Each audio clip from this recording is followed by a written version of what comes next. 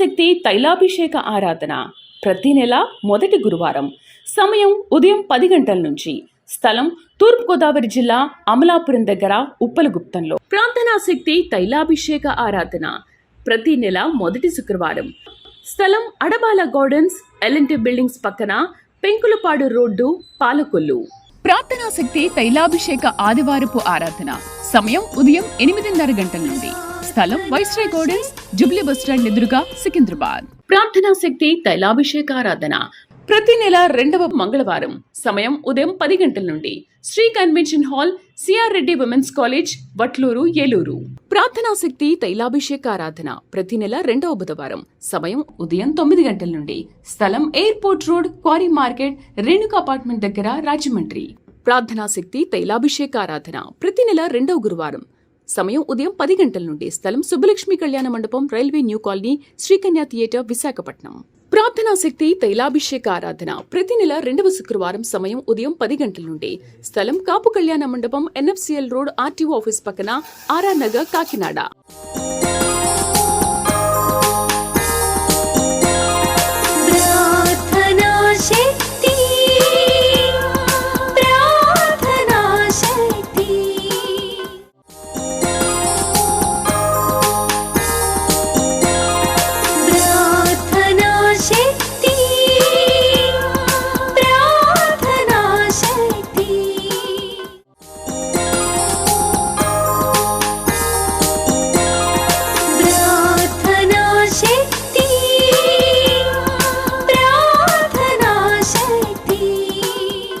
యేసయ్య నామములో మీకు వందనాలు తెలియపరుస్తూ ఉన్నాను. ప్రియులారా, ఈ దినం కొరకు దేవుడు సిద్ధపరిచిన వాగ్దానాన్ని మనం స్వాధీనపరచుకుందాం.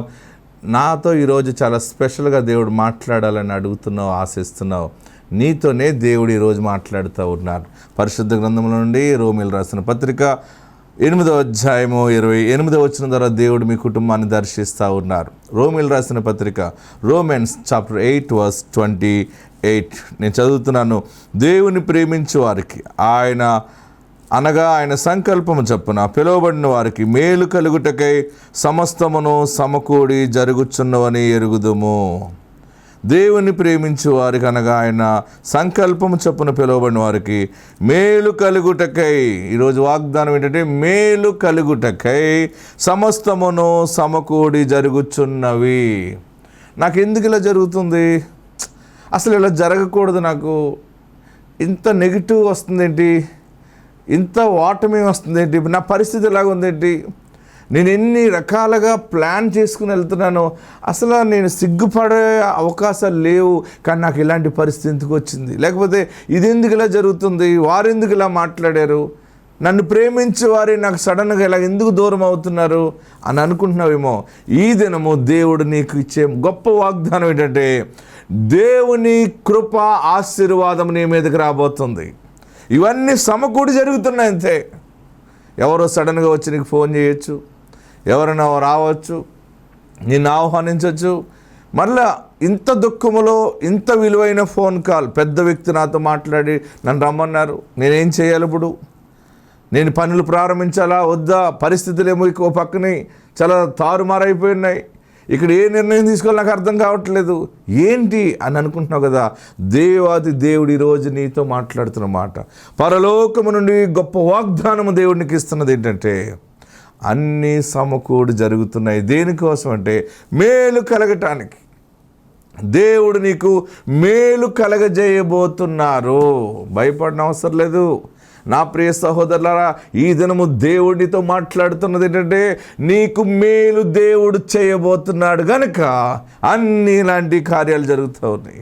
అది గుడ్ ఆర్ బ్యాడ్, మంచి అయినా చెడ్డైనా దేవుని ఆశీర్వాదం నీ మీదకి రానై ఉన్నది. ప్రత్యేకంగా ఆల్రెడీ బ్లెస్డ్ నువ్వు, ఆల్రెడీ గొప్ప వ్యక్తివి, ఆశీర్వదించబడిన మనిషివి నీవు. కానీ ఎందుకు ఇట్లాగా నా మనసు ఎవరికి చెప్పుకోకుండా బాధపడుతున్నాను? అయినా ఇలా జరుగుతుంది, అలా జరుగుతుంది, ఇది నమ్మాలా, అది నమ్మాలా, బాగుపడతామా లేదా పాడైపోతామా, నా వ్యాపారం ఏమైపోతుంది, నా వ్యవస్థ ఏమైపోతుంది, దీని తర్వాత ఏ నిర్ణయం తీసుకోవాలి, అసలు నాకు ఏం అర్థం కావట్లేదని అనుకుంటున్నామేమో. ఏది జరిగినా నీకు మేలు జరగటానికి దేవుడు అన్ని సమకూర్చి జరిగిస్తూ ఉన్నారు. అందుకని ఈరోజు వాగ్దానము, మేలు కలుగుటకై సమస్తమును సమకూడి జరుగుచున్నవని ఎరుగుదము. పరిశుద్ధ పౌలు రోమీయులకు రాసిన ఈ పత్రికలో మన మేలు కొరకే జరుగుతూ ఉంది. నీ మేలు కొరకే జరిగింది. అన్ని సమకూడి జరుగుతున్నాయి. ఇక మీదట ఆశీర్వాదాలను చూస్తావు. ఆత్మ నీకు తోడుండును గాక. God bless you. ఆయన హస్తం పని చేస్తుందని దావీదు నేర్చుకున్నాడు. దావీదు ఎలా నేర్చుకున్నాడు తెలుసా?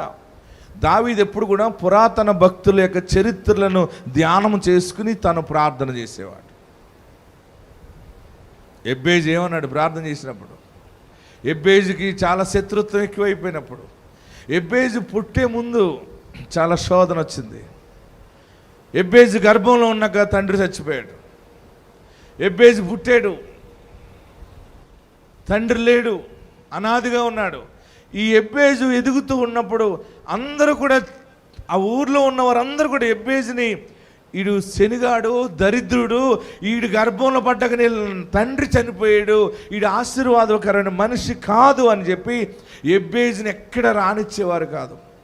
చిన్నపిల్లలు ఆడుకునేటప్పుడు ఆ పిల్లల దగ్గరికి వెళ్ళి ఆడుకుంటే తల్లిదండ్రులైన వారు వచ్చి ఆ పిల్లవాడిని దూరం చేస్తూ ఉండేవారు. చిన్నప్పుడు తెలిసేది కాదు. యవ్వన కాలం వచ్చినప్పుడు ఎవరు కూడా ఎబ్బేజుని రానివ్వకపోతే అందరూ కూడా ఎబ్బేజుని చాటుగా దూషించటం. ఎబ్బేజు ఎవరైనా మాట్లాడుతూ ఉంటే ఆ మనుషుడు మంచివాడు కాదు, ఆ మనుషుడు ఆశీర్వాదకరమైన మనిషి కాదని అందరూ చెప్తూ ఉంటుంటే చాలా కోపం వచ్చేసింది. యవ్వన కాలంలో ఎబ్బేజుకి బాగా బాధ వచ్చేసింది. పెళ్ళిడు వచ్చేటప్పటికి ఇంకా బాధ ఎక్కువైపోయింది. జ్ఞానం ఉంది, ముఖం మీద మాట్లాడుతున్నారు, అందరి ముందుకు రానివ్వట్లేదు. అప్పుడు అనుకున్నాడు ఎబ్బేజు, వాళ్ళ అమ్మకి చెప్పాడు, అమ్మ ఇలాగ ఉంది ఏంటంటే తల్లి అన్నది దేవునికి ప్రార్థన చేయ బాబు అన్నది. ఎబ్బేజు దేవునికి ప్రార్థన చేశాడు. ఏమని చేశాడు? నీవు నన్ను నిశ్చయముగా దినవృత్తాంతములు ఎంతది? దినవృత్తాంతములు మొదటి గ్రంథము 4వ అధ్యాయము 10వ వచనంలో అక్కడ ఉంటది, నీవు నన్ను నిశ్చయముగా ఆశీర్వదించి నా సరిహద్దును విశాలపరిచి చేతి సహాయం ఇక్కడ కోరుకున్నటువంటి నీ చేతి, నీ హస్తము ఏమన్నాడు అక్కడ? నీ చెయ్యి నాకు తోడుగా ఉండ దయచేసి, నీ చెయ్యి నాకు తోడుగా ఉండ దయచేసి, నాకు కీడు రాకుండా దానిలో నుండి నన్ను తప్పించుము. దేవునికి మహిమ కలుగును గాక. గట్టిగా హల్లెలూయా చెప్పండి, గట్టిగా హల్లెలూయా చెప్పండి. మనకి ఎవరి చెయ్యి కావాలి? గట్టిగా చెప్పండి. మీ కుడి చేయి పైకెత్తి, నా చేతికి నా దేవుని హస్తము కావాలని చేయి పైకెత్తి గట్టిగా హల్లెలూయా చెప్పండి. దించండి. మన చేతితో మనం శత్రువుని దూషించలేం. చేయి పైకెత్తాం అనుకోండి, శత్రువుతో మాట్లాడుతున్నప్పుడు కొంతమంది స్త్రీలు గొడవాడేటప్పుడు వారికి ఇంకా ఎక్స్ట్రీమ్ అయిపోయినప్పుడు ఏం చేస్తారు? వాళ్ళు చేతులు ఇలా ఇలా ఇలా లేచిపోతుంటాయి. కొంతమంది చేతులు స్ప్రింగులు ఉంటాయి అన్నట్టుగా అసలు గొడవ ఆడుతున్నా సరే ఎంత సమయం ఇలాగ నువ్వేంటి, మీ అమ్మ ఏంటి, మీ నాన్న ఏంటి, మీ తాత ఏంటి, వాళ్ళు వీళ్ళు చేతులు వెనక్కి వెళ్ళిపోతాయి. యాక్షన్ లేడీలాగా ఉంటుంది ఒక్కొక్క ఆమె. ఆ కొంత సమయం ఆ చేతులు కాళ్ళు అన్నీ ఎక్సర్సైజ్ అయ్యి టైర్డ్ అయిపోతేనే కానీ ముడుచుకోకాసేపటి. తెలుసా మీకు? అలాగ గొడవలు ఆడిన వాళ్ళు ఎవరిని ఉన్నారా? ఇలాగ ఈ చేతులు కూడా ఇలా ఎంత అందంగానో తయారవుతాయి. నీ చేతులు కిందకు పెట్టు, దేవుని చెయ్యి పని చెయ్యనిమ్ము. ఆమేన్, హల్లెలూయా. ఎబ్బేజు అంటున్నాడు, నాకు నీ చెయ్యి తోడుగా ఉంటే చాలు. నేను నా చెయ్యి పైకెత్తడానికి నాకు బలము లేదు, నాకు ముఖము లేదు. నిజమే, వాళ్ళందరూ అనేది కరెక్టే. నాకు ఆశీర్వాదం లేదు, నా తండ్రి చనిపోయాడు, నాకు వాయిస్ లేదు, కానీ నీ చెయ్యి నా ఎడల పని చెయ్యాలి. ఆమేన్, హల్లెలూయా. శత్రుత్వంలో నువ్వు వ్యవహరించవలసిన మొదటి శైలి ఏంటంటే దేవుని హస్తము నీ జీవితంలో పని చెయ్యనివ్వాలి. నువ్వు మౌనము దాల్చాలి. కోపం వచ్చినప్పుడు చేతులు లెగిసిపోతుంటే ప్రియులరా, చేతులు పైకి లెగొద్దు, కాళ్ళు పైకి లెగొద్దు. మగవారైనా ఆడవారైనా మనము నెమ్మదిగా ఉండి మన చేతులతో దేవుని స్తుతించాలి. నిన్నే ఆయన పైకెత్తుతాడు మౌనంగా ఉంటే. శత్రువు ముందు నువ్వు పైకెత్తబడతావు. ఎక్కలేని ఎత్తైన కొండపైకి ఎక్కిస్తాడు నిన్నైనా. నీవు ఆయన చేతి పనిని జరగని, ఆత్మకి చోటి, దేవునికి చోటి. అన్యాయం జరుగుతున్నా సరే కొంచెం మౌనంగా ఉండు, న్యాయము జరిగించువాడు ఆయనే. హల్లెలూయా. మనము వ్యవహరించడం నేర్చుకోవాలి.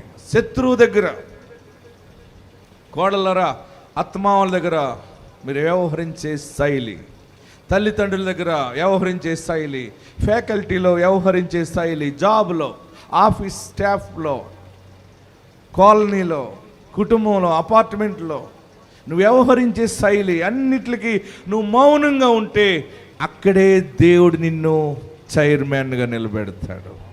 హల్లెలూయా, హల్లెలూయా. గట్టిగా హల్లెలూయా చెప్పండి. దేవునికి చోటు ఇవ్వండి. దావీదు శత్రువు ఎడల వ్యవహరించడం నేర్చుకున్నాడు.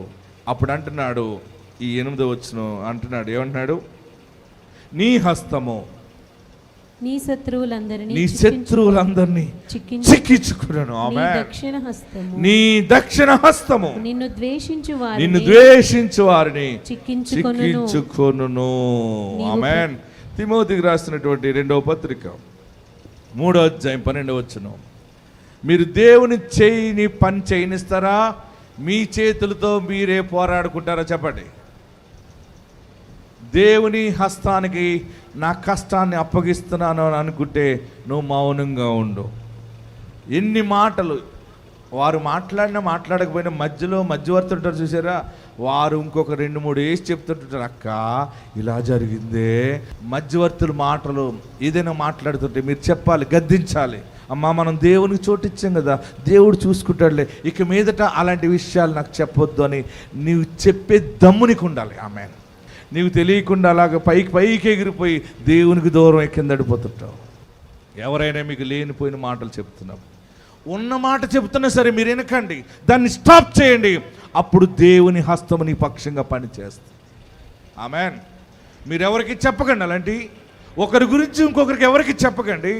మీరు ఎవరికైనా మీ దగ్గరికి ఎవరైనా వచ్చి చెప్తా ఉంటుంటే మీరు ఒకటే చెప్పాలమ్మా, దేవునికి చోటిద్దాం, దాన్ని ఆఫ్ చేసే, ఇంకా విషయం ఏదైనా ఉందా అంటే ఒక్కసారి నువ్వు అలాగంటే మళ్ళీ ఆ మనిషి నీ దగ్గర ఇంకేది చెప్పదు.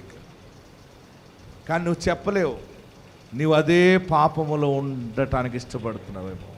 ఈరోజు ఏం చేయాలంటే వారు ఏమన్నారు వీరేమన్నారు అని ఇంకా అడిగి తెలుసుకోవటం వద్దు.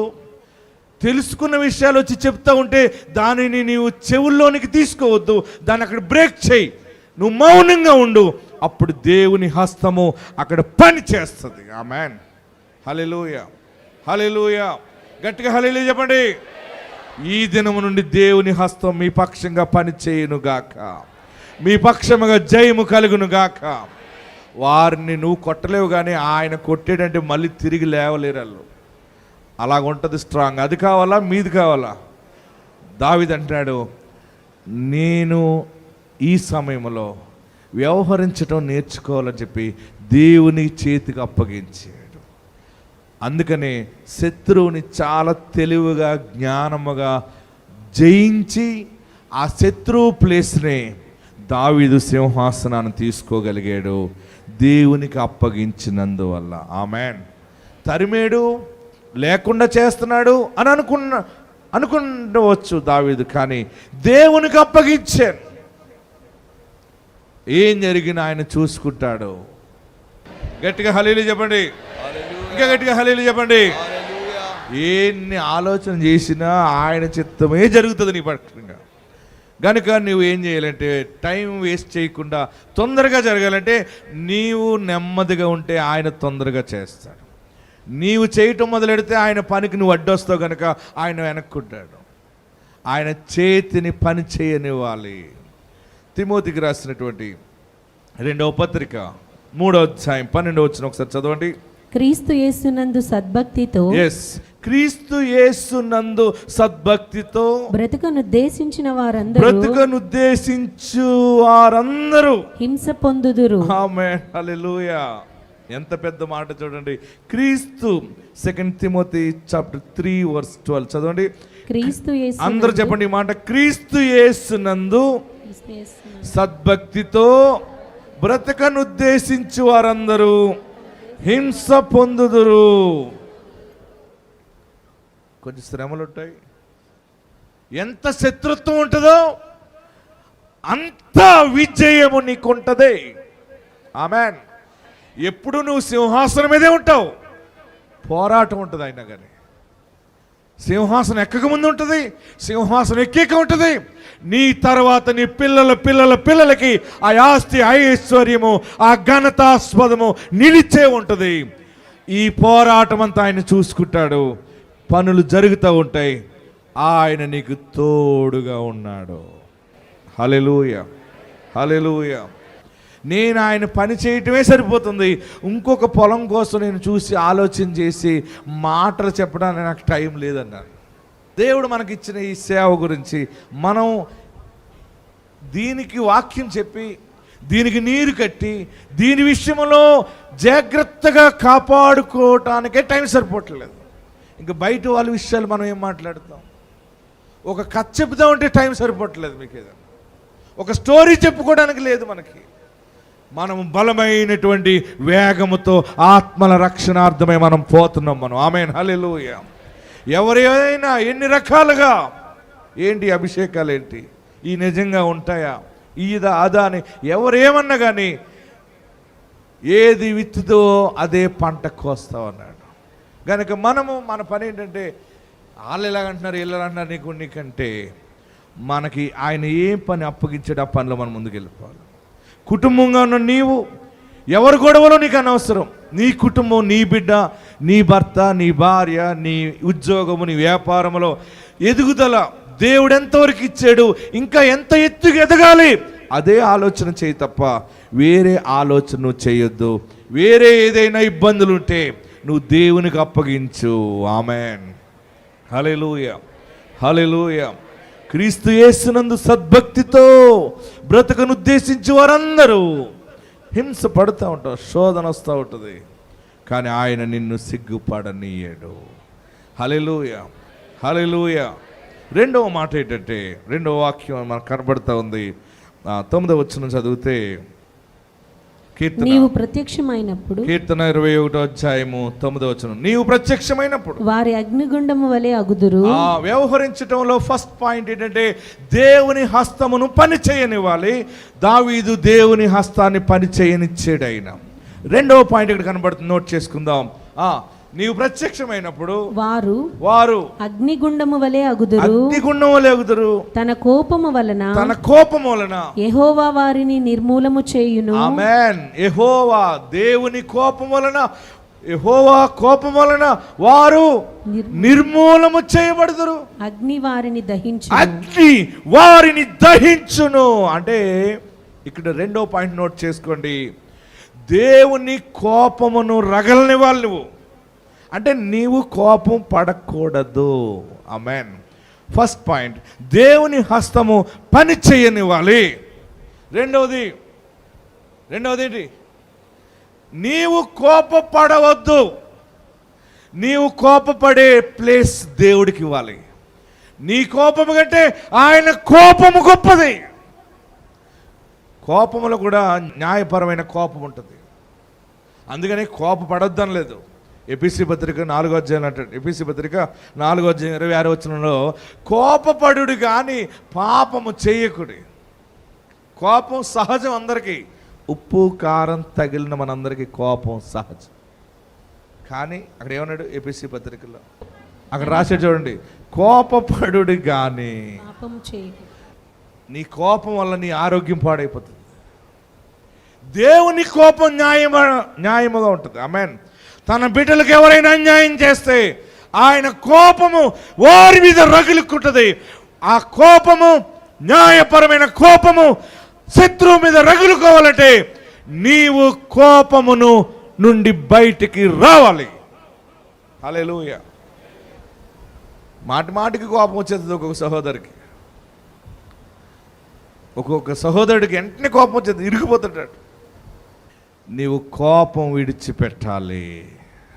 మీరు కోపం విడిచిపెట్టండి, మీరు కోపం విడిచిపెట్టండి, మీరు కోపం విడిచిపెట్టండి. మనం దేవునికి చోటు ఇవ్వాలి ప్రతి సమయము. హల్లెలూయా, హల్లెలూయా. కోపం మానేద్దాం. మీలో ఉన్న కోపాన్ని పాతిపెట్టండి, కోపాన్ని విడిచిపెట్టండి, పాపాన్ని విడిచిపెట్టండి, తిట్టుడు మానండి. ఇక్కడ దావీదు భయంకరమైన శత్రుత్వం ఉన్నప్పుడు వ్యవహరించటం ఎలాగ నేర్చుకున్నాడు. ఎలాగంటే మొట్టమొదటిగా దేవుని హస్తము తన జీవితంలో పని చేయనిచ్చాడు, అదే కోరుకున్నాడు ఆయన. రెండవది, నేను కోపపడను బాబు, నీ కోపానికి అప్పగిస్తున్నాను. ఆమెన్. దేవుని కోపము రగులుకోవాలి శత్రువు మీదంటే నీవు నేను చేయవలసింది దేవుని ఎడల ప్రార్థన చేయాలి, మౌనముగా ఉండాలి. శత్రువుని దేవుడు ఆశ్చర్యకరంగా యుద్ధము చేస్తాడు. హల్లెలూయా, హల్లెలూయా, హల్లెలూయా. నీకు విరోధముగా ఎవరు గుంపు కూడినా ఆ గుంపు అంతా పాడైపోతుంది అంతే. ఆయన నీ పక్షముగా ఉన్నాడు. ఇంకొక మాట మనం చూస్తే, ఈ దినము దేవుడు మీకు ఇచ్చే మాట, సువార్త, వర్తమానము, బోధ, జీవాహారం ఏంటంటే నీకున్న శత్రుత్వంలో నువ్వు మౌనముగా ఉండాలి. అసలు దాని గురించి ఆలోచించడం మానేసేయి. ఎప్పుడైతే నువ్వు ఆలోచించడం మానేస్తావో యుద్ధము జరుగుతుంది. యుద్ధం యొక్క రిజల్ట్ నీ ముందుకు వచ్చి నిలబడుతుంది. నీవు దేవుని సాక్షిగా ఉంటావు. ఆమెన్. హల్లెలూయా, హల్లెలూయా. అందరూ తలలు వంచండి, లేచి నిలబడి అందరూ కూడా తలలు వంచి కండ్లు మూసుకొని జీవముల దేవుని సన్నిధానంలో నువ్వెందుకు పోరాడుతున్నావు? నీ పోరాటం ఏ పాటిది? నీ మాటలు ఏ పాటివి? దానివల్ల నువ్వు పాపము కొని తెచ్చుకుంటున్నావే తప్ప విజయం నీకు రావట్లేదే. దావీదు కీర్తన ద్వారా దేవుడిచ్చిన సందేశము, నీవు దేవుని చేతిని పని చేయనివ్వాలి. నీ హస్తబలము కాదు, దేవుని హస్తము నీ జీవితంలో పని చేయాలి. శత్రువు దగ్గర ఆయన హస్తము పని చేయనియ్యి. ప్రభువా, నాకు తెలియక నా సొంత జ్ఞానంతో శత్రువు కోసం ఆలోచిస్తున్నాను. ఎవరో శత్రువు కాదు కదా, నీ బంధువే, నీ స్నేహితుడే, నీ రక్త సంబంధే నీకు శత్రువుగా ఉన్నాడా? మీ వాళ్ళే మీకు శత్రువులుగా ఉన్నారా? అయితే దేవుని మనస్సును ధరించుకోండి. నీవు నోటిని స్వాధీనంలో పెట్టుకో. శత్రుత్వంలో నువ్వు వ్యవహరించవలసిన శైలి దేవుని హస్తమును పని చేయనివ్వాలి. శత్రువు విషయంలో నువ్వు వ్యవహరించవలసిన శైలి సెకండ్, దేవుని మహాదేవుని శక్తి, కోపము రగలనివ్వాలి. అంటే నీవు కోపమును అణిచుకోవాలి, నీవు కోపమును విడిచిపెట్టాలి. మూడవదిగా, నువ్వెవరితో యుద్ధము చేయనవసరం లేదు, ఎవరి మీద ఏ బాణాలు అయినక్కర్లేదు, ఎటకారంగా కూడా మాట్లాడకు, ఎటకారపు నవ్వు కూడా నవ్వద్దు. శత్రువు విషయంలో దేవుడు చూసుకుంటాడని వదిలేయి. నీ పక్షముగా ఆయన బాణం వెళ్తుంది. నీవు ఇచ్చిన బోధను బట్టి నీకు వందనాలు. ఈ బోధకు తగ్గట్టుగా నేను జీవిస్తాను బాబు. శత్రు విషయంలో నేనేమి మాట్లాడను. ఈ రోజు నుండి నీకు అప్పగిచ్చే, నువ్వు చూడు, నీవే నా కాపరి, నీవే నా జీవము. నీ ఎదుట నేను చేసిన ప్రతి పాపమును క్షమించండి, ప్రతి తప్పిదాన్ని క్షమించండి, నన్ను పవిత్రపరచండి. దేవుని అడగండి. నా నోటిని స్వాధీనంలో పెట్టుకోలేకపోయాను, కోపంతో ఊగిపోయిన దినాలు ఉన్నాయి బాబు, క్షమించండి. ఇక నేను కోపపడను. ఇంకా నువ్వు ఉన్నావు కదా, నువ్వు ఉండగా నాకు ఎందుకు కోపం? నాకు ఎవరు అన్యాయం చేసినా అది కడదాకా నడుస్తుందా? ఆ అన్యాయాన్ని న్యాయముగా మార్చేస్తావు. దావీదు జీవితంలో శత్రువు అయిన సౌలు తరిమినప్పుడు దావీదు తిరిగి ఎక్కడ ఆయన స్పందించలేనట్టుగా ఉంది. సౌలు దావీదు చేతికి దొరికినప్పుడు కూడా దావీదు చంపలేదు ఆయన్ని. దేవుడు చూసుకుంటాడని అప్పగించాడు, దేవుని చేతికి అప్పగించాడు. ఆయన నీకు ఎన్ని అవకాశాలు ఉన్నా శత్రువుని నువ్వు అణిచేసే అవకాశము నీ చేతిలో ఉన్నా కానీ నువ్వు చేయొద్దు. అలాగా దేవునికి విడిచిపెట్టేసి అక్కడ కూడా నువ్వు ఉపకారం చేయటానికి ఆలోచన చేయి, నువ్వు పరలోక ఆనందాన్ని అనుభవిస్తావు. శత్రువు నాశనం అయిపోవటానికి నీ చేతిలోనే బాణం ఉంటే, బాంబు ఉన్నా సరే దాన్ని తీసి పక్కన పెట్టి, నేను కాదు నీ మీద శిక్ష విధించటం, దేవుడు చూసుకుంటాడు, నేను నీకు ఉపకారమే చేస్తానని అన్న మనస్సులోకి రాగలిగి ఉంటే రాజసింహాసనం 100% నీకు వస్తుంది. రాజయోగము ప్రారంభమవుతుంది, రాజయోగము ప్రారంభమవుతుంది. ఆయనకు అప్పగించగలవా?